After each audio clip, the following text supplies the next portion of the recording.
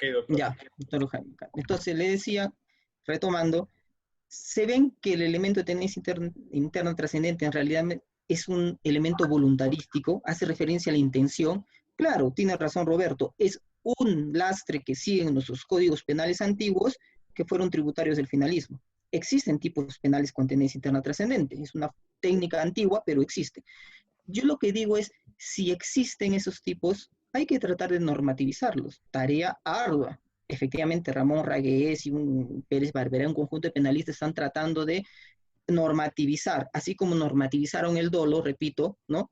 Hicieron que el dolo no sea una cuestión de prueba de un fenómeno psicológico, sino imputar el dolo, están tratando de crear criterios para imputar también los elementos de tendencia interna, porque finalmente están en el código, no podemos hacer más. Pero de allí a que mediante la interpretación creemos tipos de tendencia interna, ya creo que hay una distancia. Y entonces es lo que sucede, retomando lo que decía, como el sujeto, según la interpretación en la que yo no estoy de acuerdo, de Roberto, tiene que tener la finalidad de propagar la enfermedad, como mínimo razonable parece exigirse, o así por lo menos lo entiende el doctor Jaime Castro, que el sujeto tenga la enfermedad. Porque si no la tiene, entonces muy poca idoneidad lesiva tendrá su conducta, porque su solo ánimo de querer hacer algo que no, es imposible de realizar porque no tiene la enfermedad, no va a ser relevante penalmente, ¿no? Me explico, o sea, ¿qué relevancia penal tiene que alguien quiera propagar y contagiar una enfermedad a todo el mundo que no tiene? Y encima, hasta podemos decir que está probado que no tiene, porque se ha hecho una prueba. Entonces no tendría ningún fundamento porque el mero incumplimiento de la norma sanitaria no sería suficiente, ¿no es cierto? Bajo la posición que defiendo yo creo que sí, porque justamente lo que se defiende es la puesta en peligro de la salud pública y no realmente lo que protege o lo que reprime en la norma penal es un ánimo especial del autor. Por lo tanto, bajo mi posición, creo que la puesta en peligro de bienes jurídicos, que además aprovecho un breve paréntesis, sí está prevista en el título preliminar del Código Penal, bajo mi postura, porque en mi postura también dice, curiosamente, para mí, en nuestro Código Penal dice, solo se impone una pena ante la lesión o puesta en peligro del bien jurídico, lo que dijo Roberto, pero todavía no nos hemos puesto de acuerdo si se puede interpretar esa norma de la siguiente manera. La pena solo se impone ante ante la infracción o ante la protección mediata de bienes jurídicos o la puesta en peligro de ellos, o simplemente ante la infracción o vulneración directa de bienes jurídicos o la puesta en peligro directa. Esa palabra, si la vulneración o puesta en peligro de bienes jurídicos puede ser mediata o directa y esa es la protección, tampoco lo dice la norma, y eso solo lo damos sentido en los intérpretes. Roberto le está dando implícitamente un sentido, está diciendo que para él no es mediato, todo tiene que ser directo. Puede ser legítimo, pero tiene que aceptar que es su introducción de una norma. Y por eso seguimos en la misma discusión sobre los términos del lenguaje. Pero eso me lleva a decir que mi posición sí defiende un bien jurídico. Las normas sanitarias son normas que protegen inmediatamente la salud pública. El derecho penal las refuerza por la importancia de ese bien jurídico.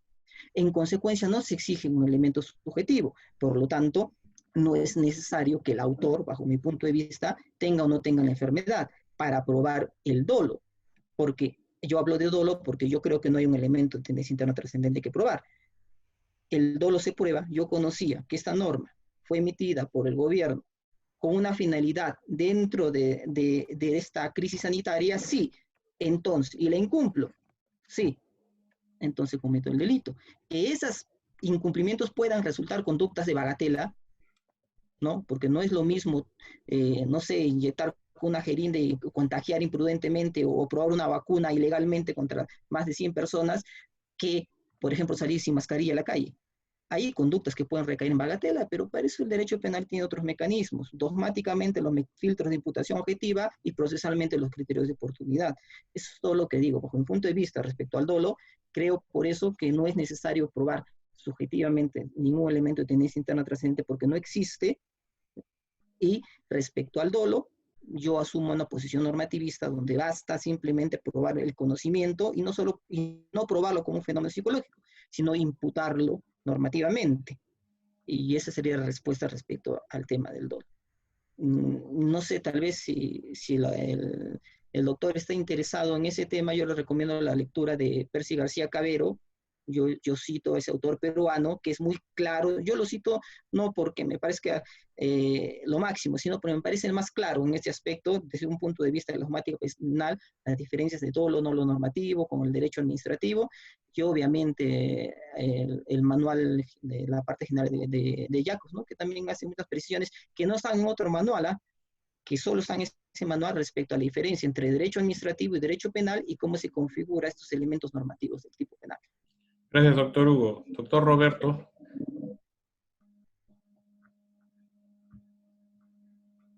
Gracias. Bueno, creo que Hugo ha utilizado la respuesta para contrarreplicar, más que las preguntas eran, a ver, si un policía impone la papeleta, no, la sanción, perdón, la sanción, en un caso de incumplimiento, y además es el que investiga el delito, entonces hay un temor de parcialidad, ¿no? Más o menos por ahí era la pregunta. Yo no creo eso. Creo que la función está delimitada claramente. Es como el policía que impone la papeleta por conducir en estado de ebriedad y también investiga el delito de peligro común. O sea, el tema del derecho administrativo tiene un procedimiento expreso distinto al proceso penal, que está regulado en el Decreto Supremo 6/2020, IN, en el caso que hay un procedimiento sancionador expreso y rápido, ¿no? ¿Y por qué es rápido? ¿Por qué es tan simple, si se quiere de alguna forma llamarlo? Porque es derecho administrativo. O sea, en el derecho administrativo el Estado ya como política asume cierta flexibilización de temas de plazo, de temas de estándar de prueba para imponer sanciones. Así que la mera verificación respecto del incumplimiento eh, de una medida administrativa implica la sanción. Y el delito es el inicio de una investigación, recién comienza, y recordemos que no puede haber parcialidad, bueno, en sentido jurídico, porque el policía no va a sancionar en el proceso penal. O sea, el policía no va a ser juez. El policía sí toma un rol de investigador, pero incluso en la investigación quien decide es el fiscal. Entonces, por ahí sí me parece que las funciones están divididas y no habría ese temor. En este caso de la responsabilidad administrativa y penal, el artículo 4 del Decreto Supremo 6/2020 dice, para también conocimiento, que la responsabilidad administrativa del infractor es independiente de la responsabilidad civil o penal, que pudiera originarse por las acciones u omisiones que a su vez configuran infracción administrativa. Qué interesante, de verdad que este artículo, qué interesante. Pero ¿saben qué? Este es un decreto supremo. El artículo 3 del título preliminar del Código Procesal Penal es una ley, es un decreto legislativo. Entonces, por más que este decreto supremo haya sido emitido posterior, en forma posterior al Código Procesal Penal, pues creo que la regla es clara, la regla de antinomias es clara, y se tiene que ley posterior inferior no deroga ley anterior superior. Entonces la jerarquía va a ser el criterio rector para poder ver la vigencia o la eficacia de la norma. No es posible derrotar el artículo 3 del título preliminar del Código Procesal Penal con un decreto supremo. En ese sentido me parece que sí, las funciones están claras. El otro tema era este tema del dolo. Los elementos de tendencia son elementos subjetivos. Y en este sentido, lo que se tiene que hacer es normativizar los elementos subjetivos antes que acudir a conceptos psicologicistas. Creo que ese es el reto. Creo que eso está claro. Creo que Hugo también lo comparte. No va a haber discusión en ello. Así que insistir en que es una tesis psicologicista porque solo existe el delito de tendencia, me parece también muy fácil, ¿no?, de salir de un problema, cuando lo que tengo que hacer es construir criterios normativos para atender la vigencia, que como bien todos han...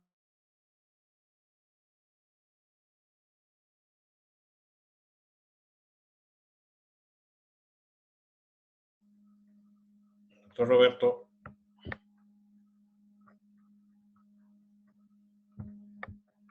Hola. Doctor Hugo.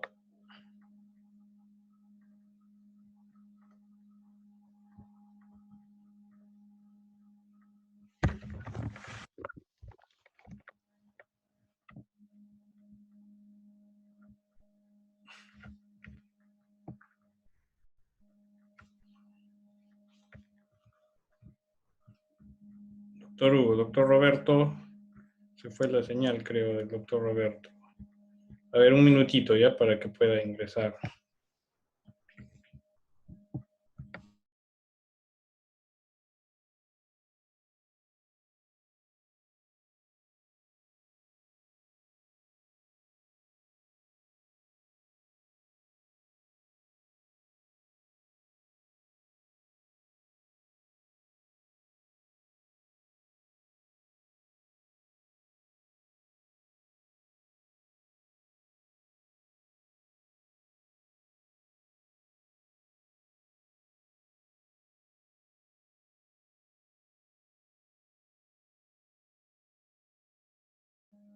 Unos minutos, el doctor Roberto se está conectando desde el celular.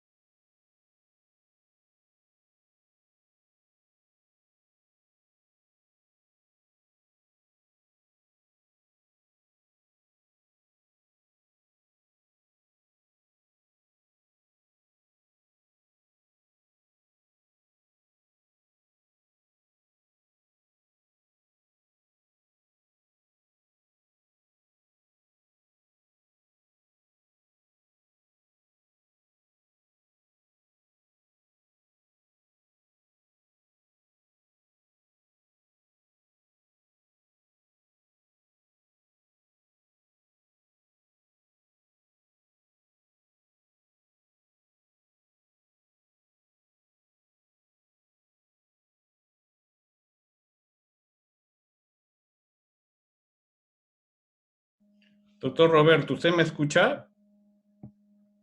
Doctor Roberto, ¿me escucha? No sale el icono del micro. Parece que su celular no tiene micro.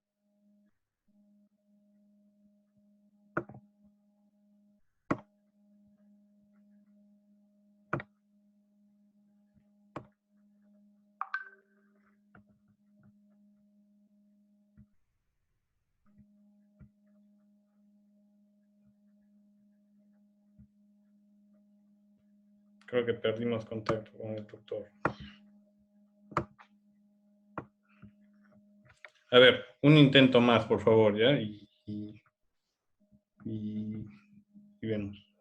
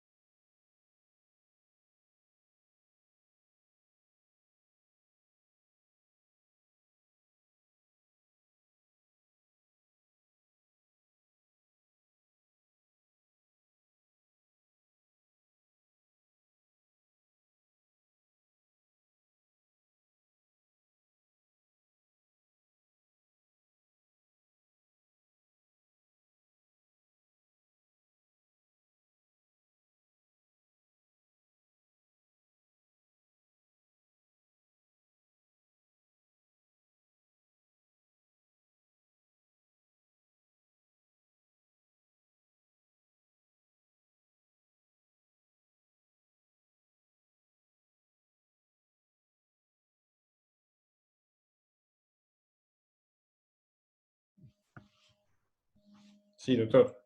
¿Aló? ¿Me escuchas? Sí. ¿Lo escuchan al doctor? Sí, hable, doctor. Sí, sí, sí. Ya, se escucha, ¿no? Ya, ok. Disculpe, no sé qué Sí, pasó con la computadora, pero termino rápidamente para ya también concentrar el tema. Los elementos de tendencia existen y el trabajo es fosilizar, indicacionar y siempre van a ser elementos psicologicistas. No, ese creo que es un mal camino. Lo que tenemos que hacer con los elementos de tendencia es normativizarlos. Tenemos criterios que ayudan a normativizar los elementos de evolución que ha tenido el dolo resultó de una teoría voluntarista, una concepción ya de conocer conocimiento de ello. Entonces, es un tema que a mí me parece muy importante. Hay una falacia de generalización en el discurso que tenía Hugo hace un momento, porque él decía, pero los elementos de tendencia pues, son criterios antiguos y finalmente no se puede probar o no se puede acreditar la voluntad. No, creo que para atacar el debate, o sea, para centrar el debate en este delito, no es satanizar los elementos de tendencia. O sea, lo que está tratando de hacer más o menos es, a partir de la discusión sobre lo que dice un tipo penal, en la redacción del tipo penal, a partir de esa discusión, satanizar los elementos de tendencia. Eso no me parece una buena idea, me parece disfrazar un argumento y obviamente es una falacia de generalización precipitada. O sea, lo que más o menos tenemos que entender es que si lo dice, primero salgamos de ese problema, ¿no? Si el tipo legal dice que es un delito de intención, pues lo dice, se acabó. Entonces encontremos la forma para superar estos temas probatorios de los elementos de tendencia, pero no por ello deslegitimar los elementos de tendencia sin más. No va por ahí la discusión. Yo puse, termino con esto rápidamente, yo puse un ejemplo, cuando dije los policías contagiados que salen, ¿no? Pero señores, es un ejemplo. O sea, yo no he dicho que todos los que salen van a requerir ser contagiados. O sea, incluso, ¿qué pasa con aquel sujeto que se instrumentaliza como sujeto de contagio? Aquel sujeto que va a los focos de contagio, focos que llámese reuniones, mercados, no lo sé, y que él mismo se va a instrumentalizar sabiendo o teniendo una representación probable de que se va a contagiar y inmediatamente le va a propagar la enfermedad. Entonces ahí también tendríamos que ver incluso criterios antiguos de autoridad inmediata, de instrumentalización a uno mismo, ¿no? Entonces, eso era solo un ejemplo. El tema no es ese, el tema es que, a ver, ya sea a evitar el contagio, podría ser pues el no mascarillas y el no guardar la distancia, ¿no? Entonces, imagínense que alguien no usa mascarillas en el desierto, o alguien que no usa mascarillas en la playa solitario, ¿no? Entonces ahí ni siquiera encontramos el bien jurídico de salud pública porque no está, pues ya al menos es de conocimiento público más o menos autorizado que esta se contagia los no hay posibilidad de hacerlo. Entonces, por aquí, entonces el mero incumplimiento de una infracción no va a ser delito. Tiene que ser, además, una representación y posibilidad de contagio de propagación. Parece que esa es la idea central y nuevamente disculpen por la transmisión. No sé qué pasó con mi servidor, en fin, espero haber contestado el doctor Castro las preguntas que realizó. Gracias, muchas gracias. Bien. Bueno, nos despedimos de esta forma. Yo en realidad les agradezco mucho a los ponentes. En realidad no da ganas de cortar, nos gustaría que esto sea por largas horas porque el nivel de ustedes es de verdad impresionante. Les agradezco por haber atendido el llamado de nosotros. Nosotros en realidad nos reunimos cada cierto tiempo para poder llevar a cabo digamos, estas actualizaciones que para nosotros son muy importantes respecto de estos delitos. Nosotros somos o nos reunimos en la ciudad de Camaná por esta coyuntura que estamos reuniéndonos vía tecnológica y creo que también nos apoya porque nos permite la tecnología contar con la presencia por lo menos virtual, de ponentes de tan alta talla. Yo les agradezco mucho a todas las personas que se han contactado. Entiendo yo que esta es la primera de varias sesiones que vamos a hacer respecto de variados temas Y bueno, gracias por su tiempo, gracias doctor Roberto, como siempre Camaná está en deuda con usted, siempre que lo buscamos, siempre usted está atento y llano a ayudarnos con las capacitaciones, y el doctor Hugo, de verdad, lo vamos a comprometer para que en futuras oportunidades también nos acompañe. Muchas gracias a todos, gracias doctor Roberto, gracias doctor Hugo. Gracias, colegas. Muy bueno, excelente. Gracias, doctor Hugo Romana, muchas gracias de verdad. Ok. Gracias a todos por su atención. Pero, como dice el doctor, que se repita, que hay algunos temas todavía pendientes todavía. Okay. Gracias Buenas a noches. todos. Gracias, muchas gracias. Hasta luego. Gracias. Gracias, Hasta luego. colega, gracias. Un abrazo.